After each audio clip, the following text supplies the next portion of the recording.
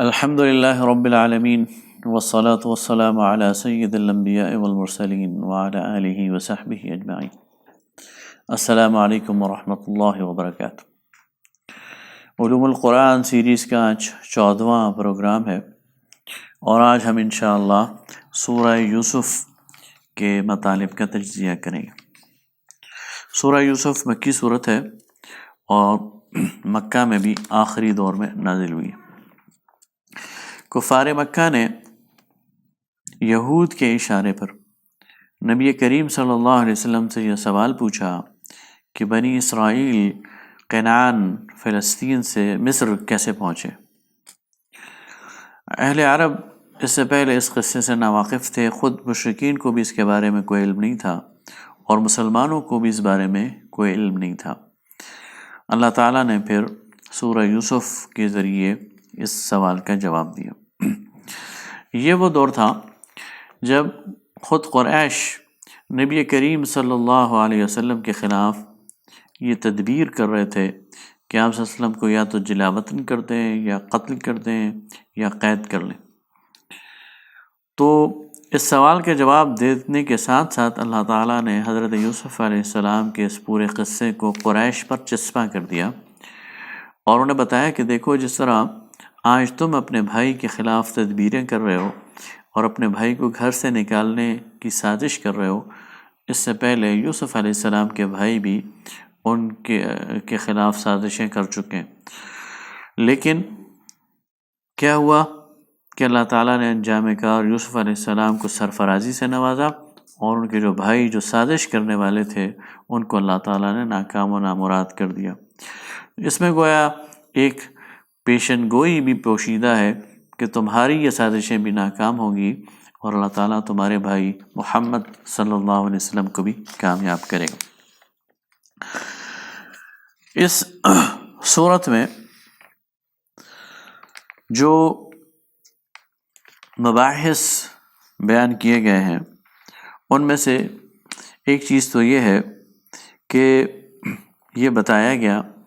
کہ ابراہیم علیہ السلام، پھر یعقوب علیہ السلام، پھر یوسف علیہ السلام، ان سب کا دین وہی تھا جو محمد صلی اللہ علیہ وسلم کا دین ہے۔ یوسف علیہ السلام حضرت یعقوب کے بیٹے تھے، اور حضرت یعقوب حضرت اسحاق کے بیٹے تھے، حضرت اسحاق حضرت ابراہیم کے، اس لحاظ سے حضرت ابراہیم کے پر پوتے تھے حضرت یوسف علیہ السلام۔ حضرت یعقوب کی 4 بیویاں تھیں، ان میں سے جو 3 بیویوں میں سے ان کے 10 بیٹے تھے، اور جو 1 بیوی تھی ان میں سے 2 بیٹے تھے،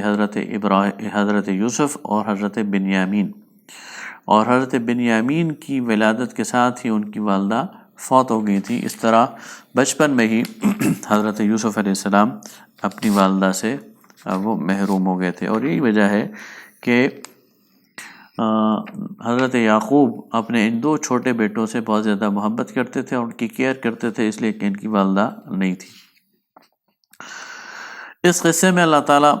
یہ بھی بتا رہا ہے کہ اگرچہ بظاہر حالات کتنے ہی ناگوار کیوں نہ ہوں، ناہموار کیوں نہ ہوں،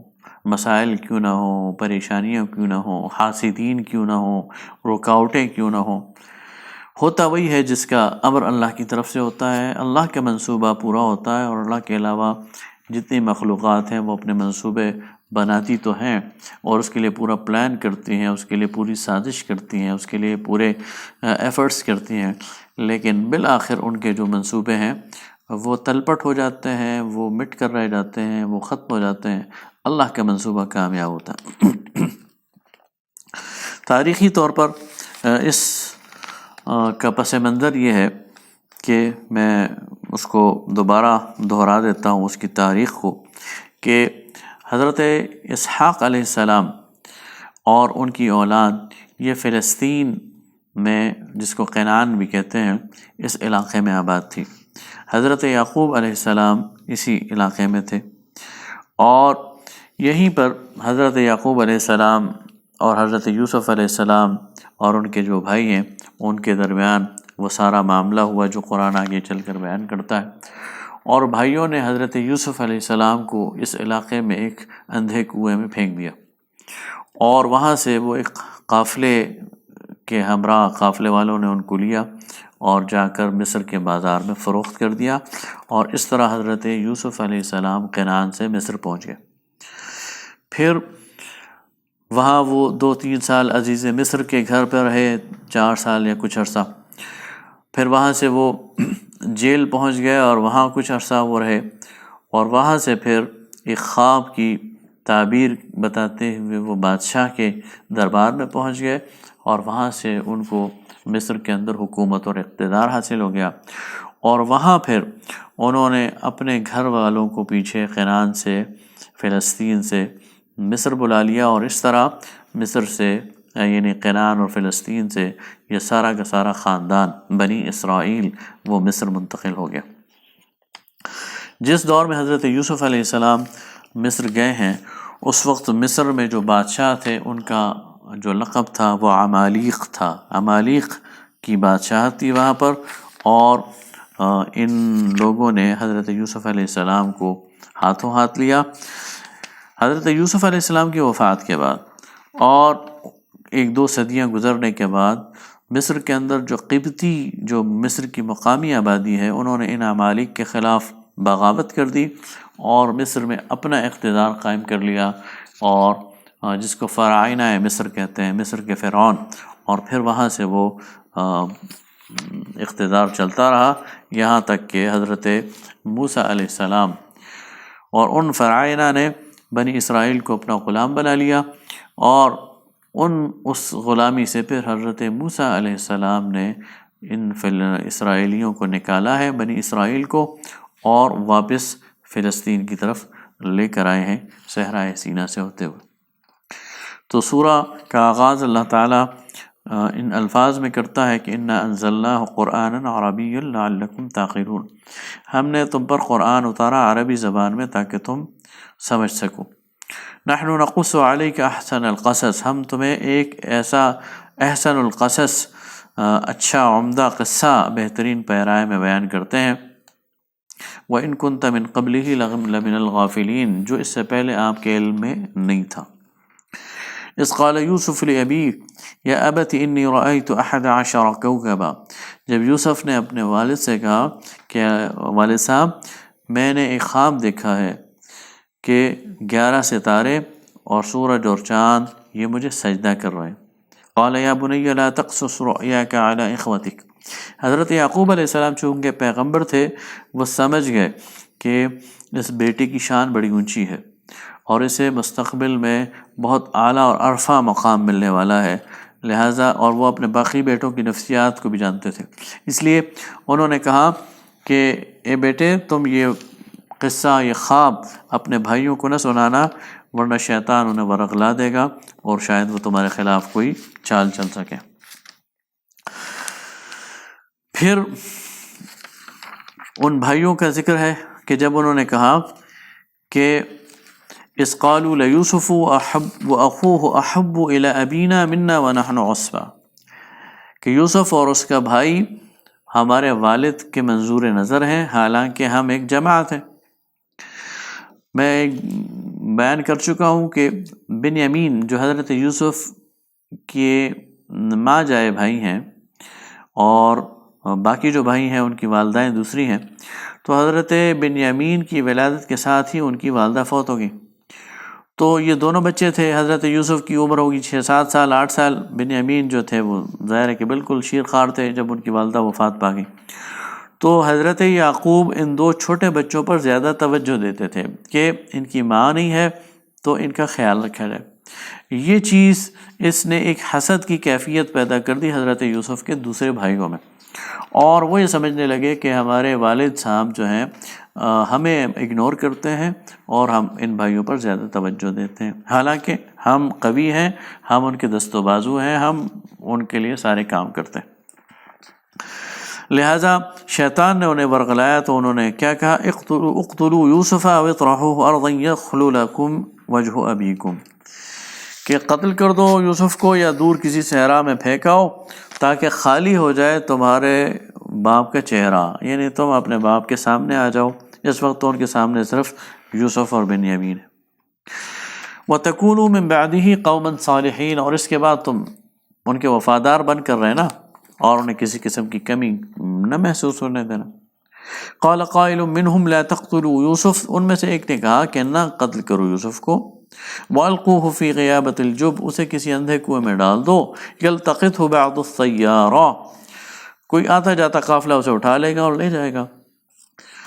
لہٰذا اس کے خون سے ہاتھ نہ رنگو۔ قالوا یا ابانا، یہ ساری سازش کرنے کے بعد پھر وہ آگے اپنے باپ کے پاس اور کہا، ما لک لا تأمنا علی یوسف وإنا له لناصحون، کہ ہم باہر جاتے ہیں کھیلنے کودنے کے لیے، شکار کرنے کے لیے، سیر سپاٹے کے لیے، تو آپ یوسف ہمارے حوالے نہیں کرتے۔ آپ ایسا کریں کہ یوسف کو ہمارے ساتھ جانے دیں، اور ہم تو اس کے لیے نصیحت کرنے والے ہیں، ہم اس کی خیر خواہ ہیں۔ ارسلہ معنا غدا یرتع ویلعب وَإِنَّا لَهُ لَحَافِظُونَ، کل ہمارے ساتھ بھیجیے گا، ہم جائیں گے جنگل میں تو کھا پی بھی لے گا اور کھیل کود بھی لے گا اور ہم اس کی حفاظت بھی کریں گے۔ قال انی لیحزننی ان تذهبوا به واخاف ان یأکلہ الذئب، چھوٹے بچے تھے تو باپ نے کہا کہ تم اسے کہیں چھوڑ جاؤ گے اور اپنے کسی کام میں لگ جاؤ گے، کھیل کود میں لگ جاؤ گے، اور کوئی بھیڑیا آ کر اسے پھاڑ لے گا، چیر پھاڑ دے گا، اور تمہیں معلوم ہی نہیں ہوگا۔ قالوا لئن اکلہ الذئب ونحن عصبہ انا اذا لخاسرون، تو انہوں نے کہا کہ اگر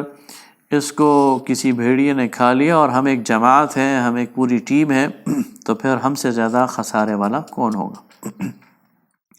فلما ذهبوا به واجمعوا ان يجعلوه في غيابة الجب، تو وہ اسے لے گئے حضرت یوسف علیہ السلام کو اور اندھے کنویں میں ڈال دیا۔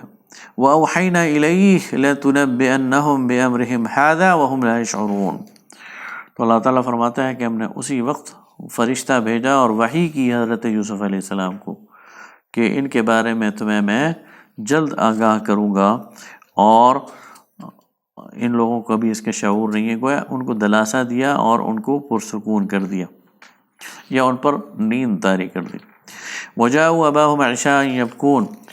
اور وہ ڈرامہ کرتے ہوئے واپس رات کو آئے روتے ہوئے۔ قالوا یا ابانا انا ذهبنا نستبق وترکنا یوسف عند متاعنا، اور کہا اے والد صاحب، ہم کھیل کود کے لیے چلے گئے اور یوسف کو اپنے سامان کے ساتھ چھوڑ دیا، اور فأکلہ الذئب، بھیڑیا آیا اس نے اسے کھا لیا۔ وما انت بمؤمن لنا، اور آپ ہم پر یقین نہیں کریں گے، ولو كنا صادقین، اگر ہم سچ ہی بولیں۔ وجاءوا على قمیصه بدم كذب، اور اس کی قمیض لے آئے جھوٹا خون لگا کر، کوئی جانور ذبح کیا، اس کا خون قمیص پر حضرت یوسف کے لگا کر تو وہ لے آئے۔ قالت بل سولت لكم انفسكم امرا، یعقوب علیہ السلام نے کہا تمہارے نفس نے تمہارے لیے ایک بڑا کام آسان کر دیا ہے، واللہ المستعان، اور اللہ جو ہے وہ اس سے مدد چاہی جانی چاہیے، اور میں اللہ ہی سے مدد چاہوں گا۔ وجاءت سیارہ فارسلوا واردہم فادلی دلوا، ادھر سے قافلہ آیا اور قافلے کے ایک نوجوان نے، غلام نے ڈول ڈالا کنویں کے اندر، تو حضرت یوسف اس کنویں کے اس ڈول کے ساتھ اوپر آ گئے، تو اس نے خوشخبری سنائی کہ قافلے والوں یہ تو ایک غلام ہے۔ وَأَسَرُّوهُ بِضَاعَةً، اور انہوں نے اس کو اپنے مال تجارت میں چھپا لیا۔ وَاللَّهُ عَلِيمٌ بِمَا يَعْمَلُونَ، اور اللہ جانتا تھا کہ وہ کیا کر رہے ہیں۔ وَشَرَوْهُ بِثَمَنٍ بَخْسٍ دَرَاهِمَ مَعْدُودَةٍ، اور پھر انہوں نے حضرت یوسف علیہ السلام کو چند درہموں کے ذریعے، یعنی مفت کا مال تھا، راستے میں انہیں ملا تھا، کوئی ان کی انویسٹمنٹ اس پہ نہیں ہوئی تھی، کوئی پیسے نہیں لگے تھے، لہٰذا انہوں نے بالکل ایک معمولی قیمت پر ان کو فروخت کر دیا، اور وہ اس بارے میں کوئی زیادہ امیدوار بھی نہیں تھے کہ جو کچھ مل گیا بس یہی ان کا نفع ہے۔ البتہ جس نے خریدا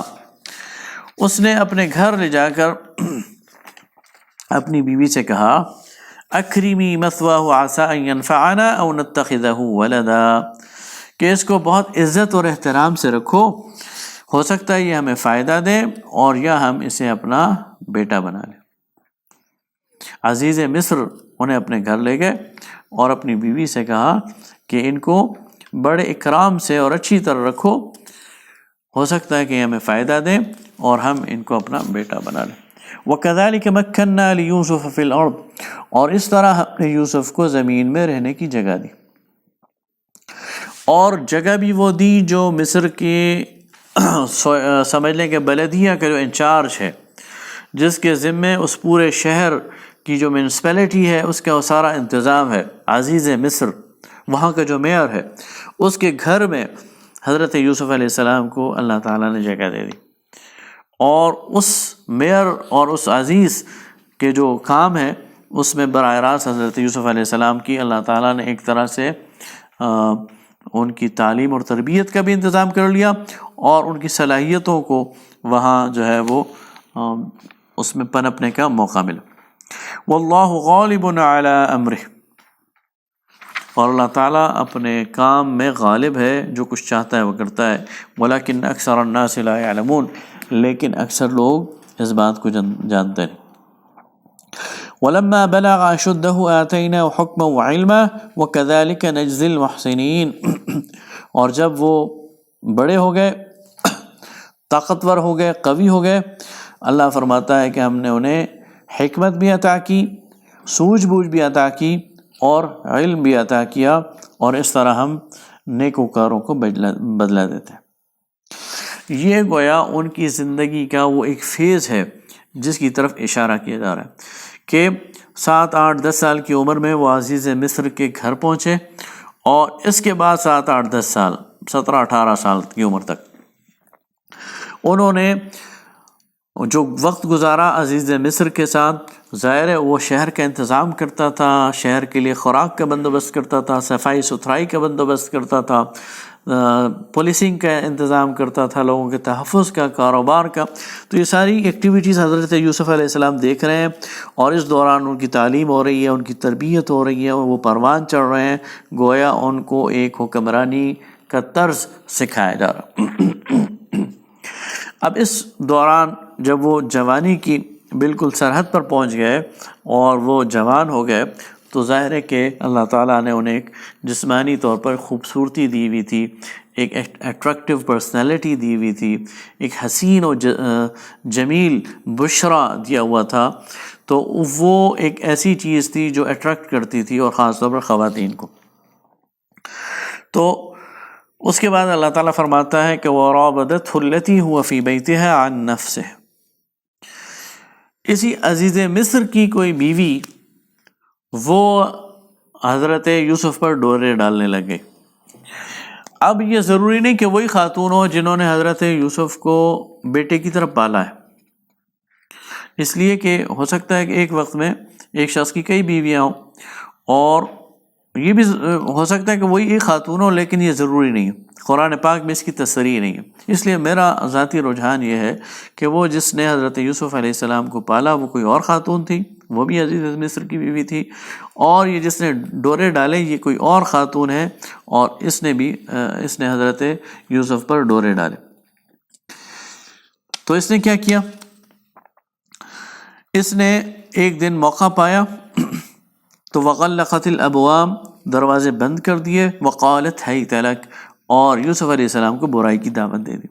قال معاذ اللہ، تو حضرت یوسف علیہ السلام فوراً الرٹ ہوئے، چوکنے ہوئے، اللہ کی پناہ میں آئے۔ انہ ربی احسن مثوایا، اور کہا میں اللہ کی پناہ میں آتا ہوں، اللہ میرا رب ہے اور اس نے مجھے بہت اچھا رکھا ہوا ہے، میں اس کی نافرمانی نہیں کر سکتا۔ انہ لا یفلح الظالمون، بے شک اللہ ظالموں کو فلاح نہیں دیا کرتا۔ وَلَقَدْ هَمَّتْ بِهِ، اور وہ عورت ان کی طرف جھکی اور ان کی طرف اٹریکٹ ہوئی، وَهَمَّ بِهَا، اور یوسف بھی اٹریکٹ ہو جاتا،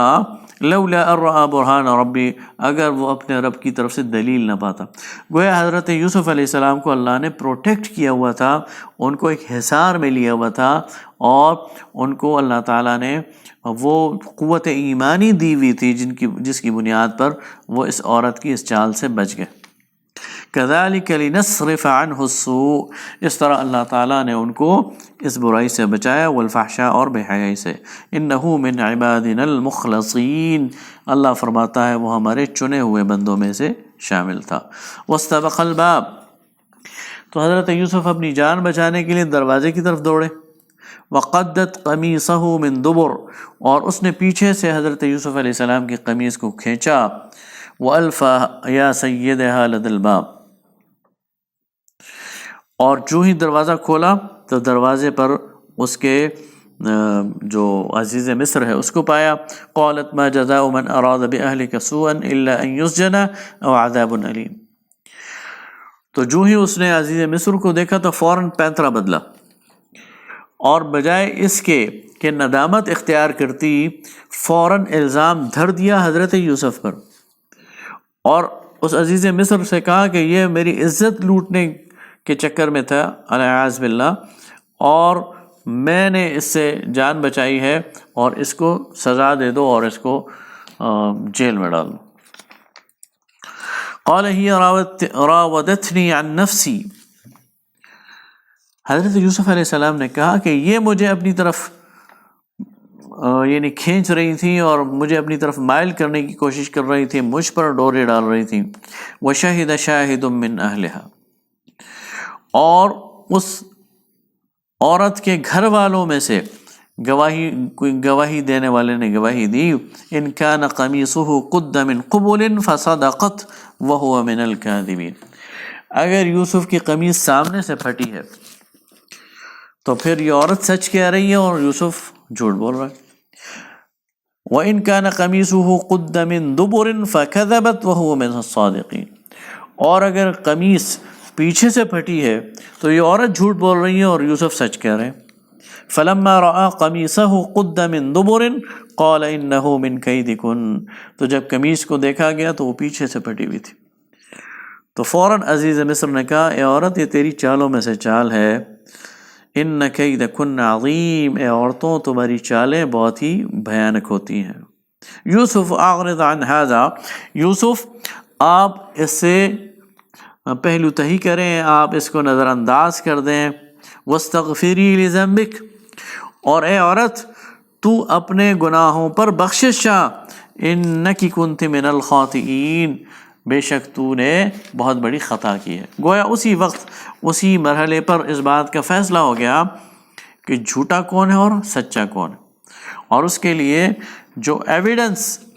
سرکمسٹینشل ایویڈنس جسے قرینہ کہتے ہیں، وہ قمیص تھی جو کہ پیش کی گئی۔ وقال نسوة في المدينة امرأة العزيز تراود فتاها عن نفسه، اب یہ معاملہ ظاہر ہے وہاں نوکر چاکر موجود ہوں گے، ان نوکر چاکروں کے زبانی یہ چرچا پورے شہر میں پھیل گیا، ظاہر ایسی باتیں فوراً پھیل جاتی ہیں، اور عورتوں میں اس پر کانا پھوسی ہونی شروع ہو گئی، لوگوں نے باتیں کرنی شروع کر دیں، اور لوگوں نے کہا کہ عزیز مصر کی بیوی نے اپنے غلام کو اپنے اوپر اس پر ڈورے ڈالنے شروع کر دی۔ فلما سمعت بمکرہن، تو جب اس عزیز مصر کی بیوی نے ان کی باتیں سنی، ارسلت الیہن، تو اس نے ان کو دعوت دی، واعتدت لہن متکا، اور ان کے لیے ایک کھانے پینے کا انتظام کیا، وآتت کل واحد منہن سکینہ، اور ہر ایک کے ہاتھ میں چھری پکڑا دی، وقالت اخرج علیہن، اور یوسف علیہ السلام کو ان کے سامنے سے گزارا، فلما رأینہ اکبرنہ وقطعن ایدیہن، تو جو ہی انہوں نے ان خواتین نے پھل کاٹتے ہوئے حضرت یوسف کو گزرتے ہوئے دیکھا تو پھلوں کے بجائے اپنی انگلیوں کو کاٹ لیا. وَقُلْنَا حَاشَ لِلَّهِ، اور ان سب نے کہا کہ اللہ حاشا للہ، اللہ ماشاء اللہ جیسے کہتے ہیں، یہ شخص انسان نہیں ہے بلکہ یہ تو ایک بزرگ فرشتہ. قالت، پھر اس نے کہا فَذَلِكُنَّ الَّذِي لُمْتُنَّنِي فِيهِ، یہ وہ لڑکا ہے جس کے لیے تم مجھے ملامت کرتی ہو، تمہارا اپنا حال تم نے دیکھ لیا، تم نے بھی حواس کھو دیے تھے اس کو دیکھ کر، اس لیے مجھے ملامت نہ کرو. فَاسْتَعْصَمْ وَلَئِنْ لَمْ يَفْعَلْ مَا آمُرُهُ، یہ تو بچ نکلا پہلی دفعہ، لیکن اگر اس نے میری بات نہ مانی لَيُسْجَنَنَّ وَلَيَكُونَ مِنَ الصَّاغِرِينَ، تو میں اسے جیل بھجوا دوں گی اور اسے چھوٹا کر دوں گی، یعنی اس کو کمزور اور ذلیل اور خوار کر دوں گی. گویا اس نے کہا یہ میری فرسٹ اٹیمپٹ تھی، یہ اس سے بچ نکلا، لیکن اس کا مطلب یہ نہیں کہ میں نے اپنی اٹیمپٹ چھوڑ دی ہے، میں نے اپنا ارادہ ترک کر لیا ہے، میں پھر اس پر اٹیمپٹ کروں گی اور اگر اس نے میری بات نہ مانی تو پھر اسے جیل بھجوا دوں گی. اب حضرت یوسف علیہ السلام کو جب پتہ چل گیا کہ اس عورت کے ارادے تو خطرناک ہیں اور اس نے تو باز نہیں آنا، اور اب اکیلی یہ نہیں ہے، مصر کی باقی جو عورتیں ہیں ان کے خیالات بھی جو ہیں وہ ایسے ہی ہیں، تو انہوں نے اللہ سے دعا کی. قال رب السجن احب الی مما یدعوننی الیہ، اے اللہ جیل میرے لیے بہتر ہے اس چیز سے جس کی طرف یہ مجھے بلا رہی ہیں. اب یدعوننی الیہ میں جمع کا صیغہ، اس سے پورے مصر کی ان بیگمات کا کلچر پتہ چل رہا ہے کہ ان بیگمات کے اندر اصل میں فحاشی اور عریانی کتنی گھسی ہوئی تھی اور کتنی دیدہ دلیر تھی وہ اس پہ، کہ کس طرح وہ سامنے لڑکوں کو اپنے اوپر مائل کرتی تھی، ان پر ڈورے ڈالتی تھی، پھر ایک دوسرے سے ڈسکس کرتی تھی اور اپنے تجربات شیئر کرتی تھی. تو اس کیفیت میں حضرت یوسف علیہ السلام گھر گئے تھے اور حضرت یوسف علیہ السلام نے کہا اے اللہ ان سے مجھے بچا، بے شک میں جیل مجھے جانا پڑے، مجھے وہ جیل بہتر ہے ان لڑکیوں اور ان عورتوں کی اس قید سے اور اس چکر سے مجھے نکال. اللہ تعالیٰ نے فاستجاب له ربه، تو اللہ تعالیٰ نے ان کی دعاؤں کو قبول کیا. فصرف عنه کیدہن، اور اس سے ان کی جو قید ہے اور ان سے ان کا جو مکر ہے اور ان کی جو چال ہے وہ ہٹا دی. گویا پہلے تو ایک عورت تھی، اب پورے مصر کی بیگمات ان کے پیچھے پڑ گئی، تو اللہ تعالیٰ نے ان سب کے مکر سے ان کو بچا لیا. انہ هو السمیع العلیم، بے شک کہ وہ سننے والا جاننے والا. اب آگے ایک اور انٹرسٹنگ ٹرن لیتے ہیں. ثم بدا لهم من بعد ما رأوا الآیات لیسجننہ حتی حین. اب بات عورتوں سے مردوں تک پہنچ گئی. پہلے تو عزیز مصر کو پتا تھا کہ میری بیگم کا یہ حال ہے کہ اس نے ڈورے ڈالے ہیں، اب اس دعوت کے بعد سارے مصر کے مردوں کو پریشانی پڑ گئی اپنی اپنی عورتوں کی، اور انہوں نے کہا کہ یہ تو عجیب حال ہے، ہماری عورتیں جو ہے وہ ایک لڑکے پر عاشق ہو گئی ہیں. تو بجائے اس کے کہ اپنی عورتوں کو کنٹرول کریں، ان کو آسان یہ لگا، انہیں سجھائی یہ دیا کہ یوسف کو جیل میں بھیج دو، بجائے اس کے کہ اپنی عورتوں کو، یہ ان کی اخلاقی حالت بتا رہا ہے قرآن کہ اپنی عورتیں ان کے کنٹرول میں نہیں تھیں، مردوں کے کنٹرول میں نہیں تھیں. تو اپنی عورتوں کو کنٹرول کرنے کے بجائے انہیں آسان کام یہ لگا کہ یوسف کو قید کر دو. تو انہوں نے ایک عرصے کے لیے حضرت یوسف علیہ السلام کو قید میں ڈال دیا. گویا حضرت یوسف علیہ السلام کا یہ قید میں جانا ان کی اخلاقی فتح ہے اور اس قوم کی اخلاقی شکست ہے کہ انہیں سمجھ آ گئی کہ اب ہماری عورتیں ہم سے سنبھلنے والی نہیں ہیں، یوسف کو دائیں بائیں کر دو، اور اس کا ایک حل یہ ہے کہ انہیں قید میں ڈال دو. وَدَخَلَ مَعَهُ السِّجْنِ فَتَيَانِ. اب حضرت یوسف علیہ السلام کے ساتھ سجن میں اور اس قید میں دو لڑکے داخل ہوئے. قال احدهما انی ارانی اعصر خمرا وقال الاخر انی ارانی احمل فوق رأسی خبزا تأکل الطیر منه نبئنا بتأویلہ انا نراک من المحسنین۔ اب انسان چہرے بشرے سے پہچانا جاتا ہے۔ ان دو لڑکوں نے دیکھا کہ یہ بہت ہی وجیح شخصیت ہے، بہت ہی باوقار شخص ہے، میل جول میں بات چیت میں بہت ہی اچھے لگ رہے ہیں، تو انہوں نے کہا ہم آپ کو بہت اچھا انسان سمجھتے ہیں، ہم دونوں نے ایک خواب دیکھا ہے، ہمیں تعبیر بتائیں اور امید ہے کہ آپ ہمیں اس کی تعبیر بتا دیں گے۔ تو ایک نے کہا کہ میں نے یہ خواب دیکھا ہے کہ میں اپنے بادشاہ کے لیے رس نچوڑ رہا ہوں، شراب نچوڑ رہا ہوں، اور دوسرے نے کہا کہ میں دیکھتا ہوں کہ میرے سر پر روٹیاں رکھی ہوئی ہیں جنہیں پرندے کھا رہے ہیں۔ تو حضرت یوسف علیہ السلام نے ان کو کہا کہ میں تمہیں اس کی تعبیر بتاتا ہوں، تمہارا کھانا آنے سے پہلے اس کی تعبیر بتا دوں گا۔ لیکن اس موقع سے فائدہ اٹھاتے ہوئے حضرت یوسف علیہ السلام نے ان نوجوانوں کو دعوت دی اور انہیں کہا کہ میں ایسی ملت سے ہوں جو اس ابراہیم کی ملت ہے، اسحاق کی ملت ہے، اور ہم شرک کرنے والے نہیں ہیں، اللہ تعالیٰ نے ہم پر فضل کیا ہے،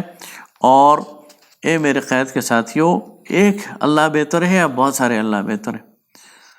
تو اللہ تو وہی ہے جس نے زمین و آسمان کو بتایا ہے، اور اسی کے لیے حکم ہے اور اسی کی عبادت کرنی چاہیے، اور یہی وہ سیدھا راستہ ہے دین کا۔ گویا حضرت یوسف علیہ السلام نے ان نوجوانوں کو اپنی طرف متوجہ دیکھا کہ یہ متاثر ہیں، تو ان کو شرک سے باز رہنے کی اور دین پر عمل کرنے کی، دین ابراہیمی اختیار کرنے کی اور عبادت اللہ ہی کی کرنے کی تلقین کی، گویا تبلیغ کا فریضہ سر انجام دیا۔ پھر دونوں کو ان کے خوابوں کی تعبیر بتا دی۔ ایک کو کہا کہ جس نے شراب نچوڑتے ہوئے دیکھی ہے وہ اپنے مالک کو شراب پلائے گا، اور جس نے اپنے سر پر روٹی دیکھی ہے اور پرندے اسے کھا رہے ہیں تو اسے پھانسی سولی چڑھایا جائے گا، اور جو ہے وہ پرندے اس کے سر پر یعنی اس کو نوچ رہے ہوں گے اور اپنی چونچیں مار رہے ہوں گے۔ تو اس طرح حضرت یوسف علیہ السلام نے ان کو اس خواب کی تعبیر بتائی۔ تو جس کے بارے میں انہیں یقین تھا کہ یہ بچ جائے گا، اس کو کہا کہ جب تم اپنے بادشاہ کے پاس جاؤ تو میرا ذکر ان سے ضرور کرنا۔ لیکن وہ جو لڑکا تھا وہ چھوٹ گیا، لیکن شیطان نے اس سے یہ بات ہی بلا دی، اور وہ حضرت یوسف علیہ السلام کا ذکر کرنا بادشاہ کے سامنے بھول گیا۔ فَلَبِثَ فِي السِّجْنِ بِضْعَ سِنِينَ، تو حضرت یوسف علیہ السلام کئی سال تک جیل کے اندر بند رہے، اور یہ بضع سنین کا مطلب ہوتا ہے، بضع کا لفظ 10 سے کم سالوں کے لیے بولا جاتا ہے، تو گویا 8-9 سال حضرت یوسف علیہ السلام نے جیل میں گزارے۔ اچھا، اس میں ایک حکمت یہ نظر آتی ہے کہ حضرت یوسف علیہ السلام کے باہر آنے کا جو پراپر ٹائم تھا وہ ابھی نہیں آیا تھا۔ اللہ تعالیٰ نے انہیں خاص موقع پر جیل سے باہر نکالنا تھا، اور اس کے لیے وہ وقت ابھی موزوں نہیں تھا، اس لیے اللہ تعالیٰ نے انہیں 5-6 سال جیل کے اندر محفوظ رکھا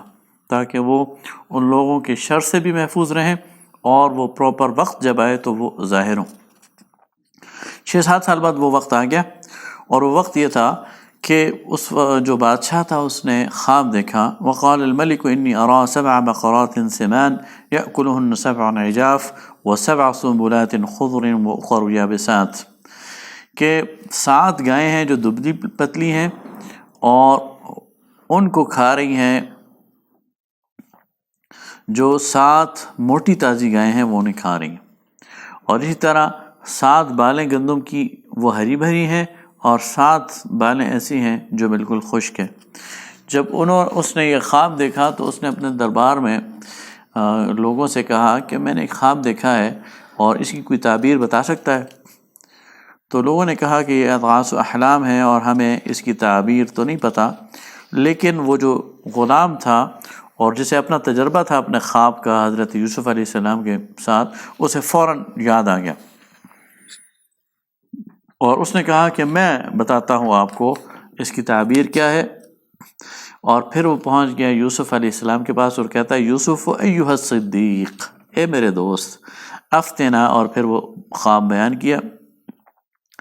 7 موٹی گائیں ہیں جن کو 7 دبلی گائیں کھا رہی ہیں، اور اسی طرح 7 بالیں ہیں جو سرسبز ہیں، اور 7 جو ہیں وہ سوکھی ہوئی ہیں، تاکہ میں واپس جاؤں اور لوگوں کو اس کا علم دوں۔ تو حضرت یوسف علیہ السلام نے کہا کہ تم 7 سال تک گندم اگاؤ گے اور تمہاری فصل بڑی اچھی ہوگی، تو جب تم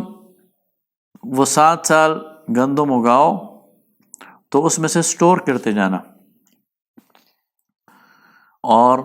اس لیے کہ اس کے بعد 7 سال ایسے آئیں گے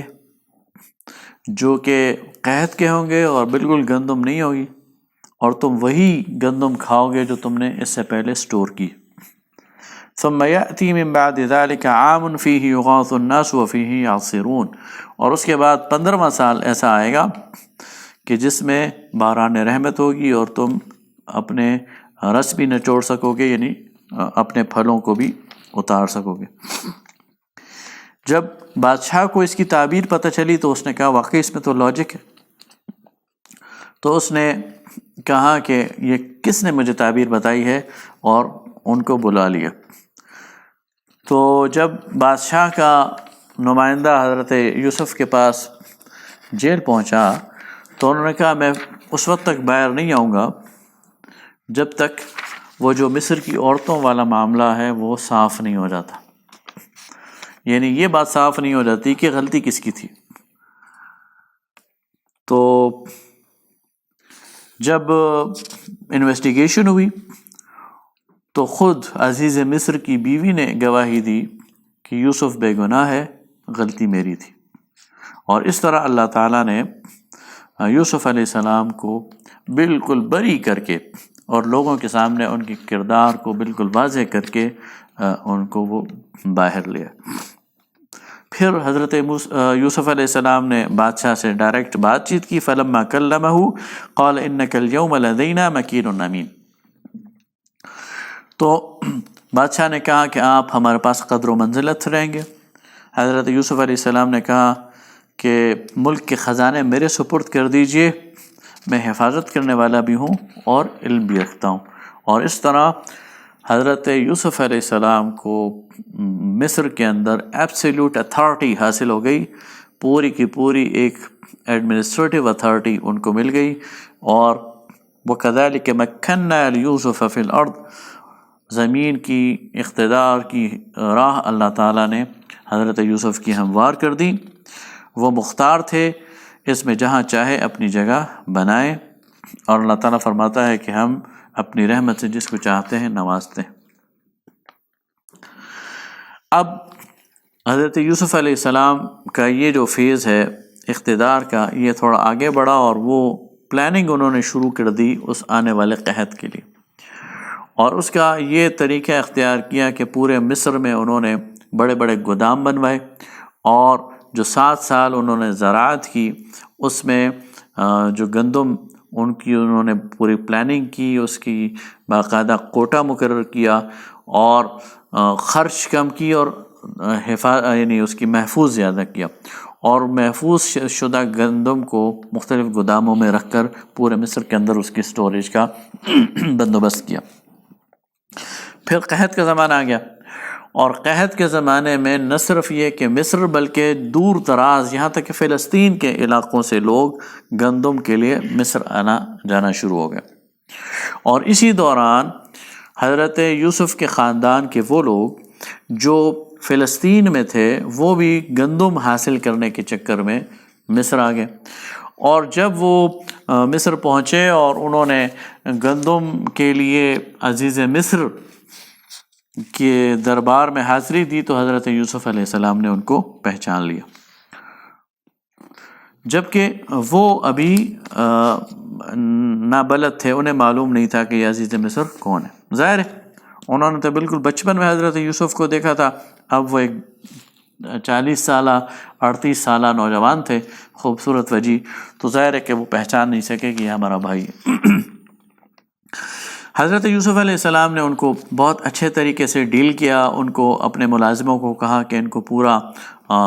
جو ان کا گندم ہے ان کی مانگ وہ دے دی جائے،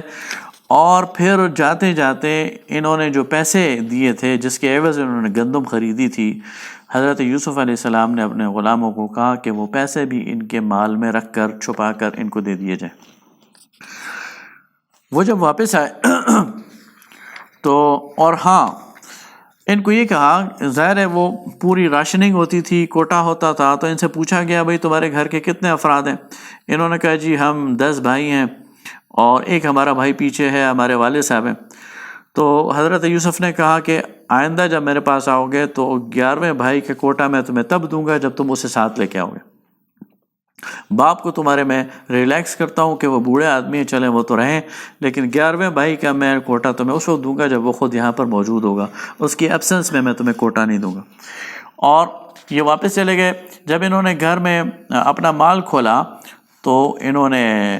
دیکھا اور حیران رہ گئے کہ گندم کے وہ جو پیسے ہم نے ادھر پے کیے تھے وہ بھی ہمیں واپس مل گئے۔ تو انہوں نے پھر اپنے والد صاحب سے کہا، حضرت یعقوب سے، کہ ہمیں ایک دفعہ پھر جانے دیں، دیکھیں ہمیں ہمارے پیسے بھی واپس مل گئے ہیں جو کہ ہمیں اس کی امید نہیں تھی، اور ہمیں مزید گندم لے کے آنی ہے، لیکن اس دفعہ بادشاہ کی شرط یہ ہے، عزیز مصر کی شرط یہ ہے کہ اپنے 11ویں بھائی کو بھی ساتھ لے کے آؤ گے، ورنہ اس کے حصے کی گندم میں نے تمہیں ایبسنس میں نہیں دینی۔ جب حضرت یعقوب نے یہ بات سنی تو پہلے تو وہ ہچکچائے اور کہا کہ تم نے یوسف کے ساتھ بہت برا کیا تھا، میں بنیامین کو تمہارے حوالے کیسے کر سکتا ہوں؟ لیکن جب انہوں نے پوری طرح وعدہ کیا کہ ہم اس کی حفاظت کریں گے تو انہوں نے بنیامین کو بھی ان کے ساتھ کر دیا۔ اس کے بعد حضرت یعقوب علیہ السلام نے ان کو کہا کہ ایک دروازے سے داخل نہ ہونا، یہ ان کے دل کے اندر ایک خلش تھی، اور اللہ تعالیٰ فرماتا ہے کہ ما کان یغنی عنہم من اللہ من شیء الا حاجۃ فی نفس یعقوب قضاها، یہ صرف یعقوب کے نفس کے اندر ایک حاجت تھی جو اللہ تعالیٰ انہوں نے بیان کر دی، ورنہ کسی کو کسی ہلاکت سے یا کسی نقصان سے اللہ کے علاوہ کوئی بچا نہیں سکتا۔ جب وہ سارے داخل ہوئے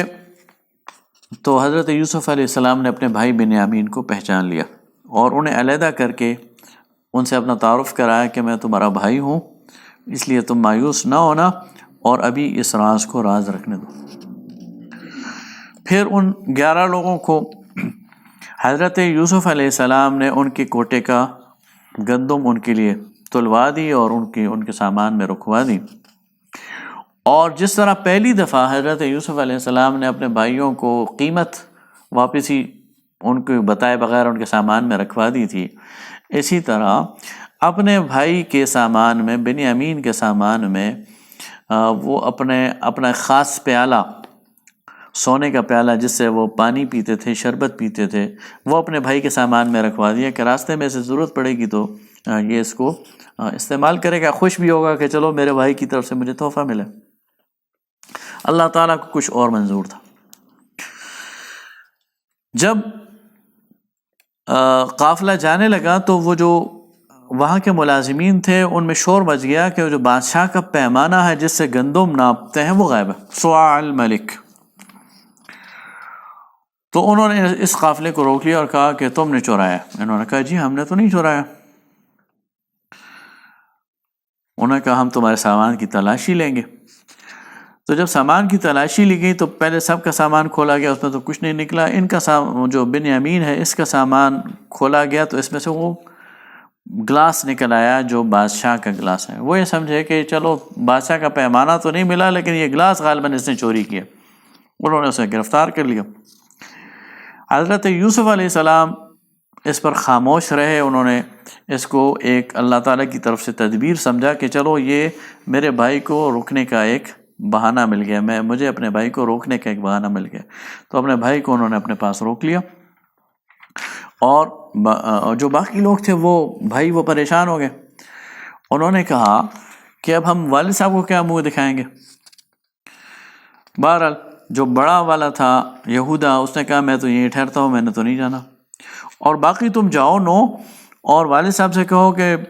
بیٹے نے یہ حرکت کی ہے، حالانکہ بیٹا بھی بے خبر ہے، اس بیچارے کو تو پتہ ہی نہیں تھا، اور بادشاہ نے انہیں روک لیا ہے اور اب ہم بے بس ہیں، آپ بتائیں ہم کیا کرتے ہیں۔ وہ نو کے نو واپس چلے گئے۔ حضرت یعقوب علیہ السلام نے جب اس کو سنا تو اور غمگین ہوئے اور پریشان ہوئے اور رونے لگے، روتے روتے ان کی آنکھیں سفید ہو گئیں۔ پھر انہوں نے کہا جاؤ دوبارہ اور اللہ کی رحمت سے مایوس نہ ہو سکتا ہے اللہ تعالیٰ یوسف کو اور بنیامین دونوں کو واپس کر دے۔ گھر والوں نے کہا کہ یوسف تو مدت ہوئی غائب ہے، پتہ نہیں ہلاک ہو گیا ہوگا، آپ یوسف کا تذکرہ کرتے کرتے آپ نے اپنے آپ کو ہلاک کر دیا۔ بہرحال وہ نو واپس آئے پھر یہودا کے ساتھ مل کر یہ دوبارہ عزیز مصر کے دربار میں آئے اور گریہ وزاری کی کہ ہمارا باپ بوڑھا ہے اور پریشان ہے، اور یہ ہمارا بھائی، اس سے غلطی ہو گئی ہے، معاف کر دیں۔ تو حضرت یوسف نے کہا تم نے اپنے بھائی یوسف کے ساتھ کیا کیا تھا؟ فوراً الرٹ ہو گیا، انہوں نے کہا اچھا تو تم یوسف ہو؟ کہا ہاں میں یوسف ہوں اور یہ میرا بھائی ہے۔ قد من اللہ علینا، اللہ تعالیٰ نے ہم پر نعمت کی ہے۔ اور اس طرح اللہ تعالیٰ نے بھائیوں کو ملا دیا۔ وہ بڑے نادم ہوئے اور انہوں نے جو ہے وہ اپنے گناہوں کی معافی مانگی۔ پھر حضرت یوسف علیہ السلام نے ان کو اپنے کرتا دیا اور کہا کہ جاؤ میرا یہ کرتا میرے والد صاحب کے چہرے پر ڈالنا، ان کی نظر بھی واپس آ جائے گی۔ جب یہ قافلہ مصر سے چلا ہے تو حضرت یعقوب علیہ السلام کہتے ہیں انی لاجد ریح یوسف، مجھے یوسف کی خوشبو آ رہی ہے۔ اگر تم مجھے سٹھے آیا وہ نہ سمجھو تو مجھے یوسف کی خوشبو آ رہی۔ گھر والوں نے کہا کہ آپ تو یوسف کا تذکرہ کر کر کے اپنے آپ کو ہلاکت پر ڈالتے، لیکن جب وہ خوشخبری دینے والا آیا اور اس نے وہ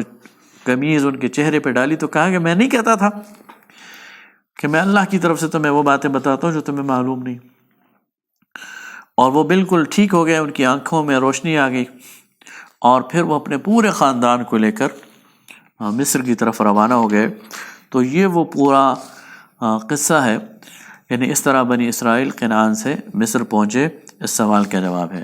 اور جب یہ پہنچے تو حضرت یوسف علیہ السلام نے اپنی والدہ کو اور جو اپنے والد ہیں ان کو اپنے ساتھ عرش پہ بٹھایا، اور ان کے جو بھائی ہیں انہوں نے جھک کر تعظیم کی ان کی، اور فرمایا کہ یہی وہ جو میں نے خواب دیکھا تھا، یہ اس کی تعبیر ہے جو اللہ تعالیٰ نے ہمیں دکھا دی ہے۔ تو گویا قریش مکہ کو کہا جا رہا ہے کہ محمد صلی اللہ علیہ وسلم تمہارے بھائی ہیں، تم ان کے ساتھ جو سلوک کر رہے ہو، یہ مکہ سے انہیں نکالنے کی تدبیر کر رہے ہو، انہیں جلا وطن کرنے کی بات کر رہے ہو، قتل کرنے کی بات کر رہے ہو، ایک وقت ایسا آئے گا تم ان کے سامنے سر جھکائے ہوئے کھڑے ہوگے اور تمہاری قسمت کا فیصلہ ان کے پاس ہوگا۔ اور بالکل ایسا ہی ہوا۔ اس سے بالکل 10 سال بعد ایک وقت ایسا ہے کہ فتح مکہ کے موقع پر نبی کریم صلی اللہ علیہ وسلم وہ بیت اللہ کی چوکھٹ کو آپ صلی اللہ علیہ وسلم نے دونوں ہاتھوں سے پکڑا ہوا تھا فتح مکہ کے دن، اور پورا قریش کا قبیلہ وہ احاطے میں کھڑا تھا سر جھکائے، اور آپ نے فرمایا کہ اے قریش تمہارا کیا خیال ہے، میں آج تمہارے بارے میں کیا فیصلہ کروں گا؟ تو انہوں نے کہا آپ ہمارے بہت اچھے بھائی ہیں اور ہمیں آپ سے بہت اچھی توقع ہے۔ آپ نے فرمایا میں تمہارے بارے میں وہی فیصلہ کرتا ہوں جو یوسف نے اپنے بھائیوں کے بارے میں کہا تھا کہ لا تثریب علیکم اليوم اذهبوا انتم الطلقاء، آج تمہارے بارے میں کوئی تمہیں ملامت اور خفگی نہیں ہے، جاؤ تمہیں چھوڑ دیا میں نے۔ وآخر دعوانا ان الحمد للہ رب العالمین۔